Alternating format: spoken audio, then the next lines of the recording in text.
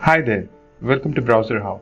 In this tutorial, I'm going to show you how to open new tabs and also add private tabs in Chrome app on iPhone. So this is the Chrome browser which I recently installed.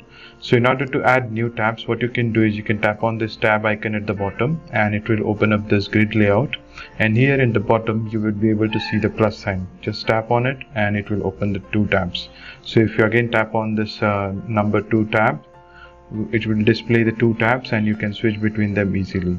Now if you want to open the Incognito tab or the private tab, what you can do is you can again tap on this multi-tab icon, and at the very top you can see this Incognito icon. You can just switch to it and then tap on this plus icon and it will open the Incognito tab. So similarly, you can also add multiple tabs within the incognito mode, and if you want to switch between the normal mode and the incognito mode, you can use the same tabbing at the top, which will help you to navigate between the new tabs and the incognito tab.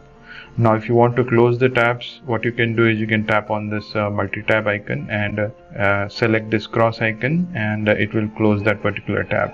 Similarly, if you want to close in your incognito tab, you will also find the same cross icon and it will close the tabs. So in this way you can add and switch between the private tabs and incognito tab. That's it. Please hit the like button if you find this video helpful, and subscribe if you haven't already.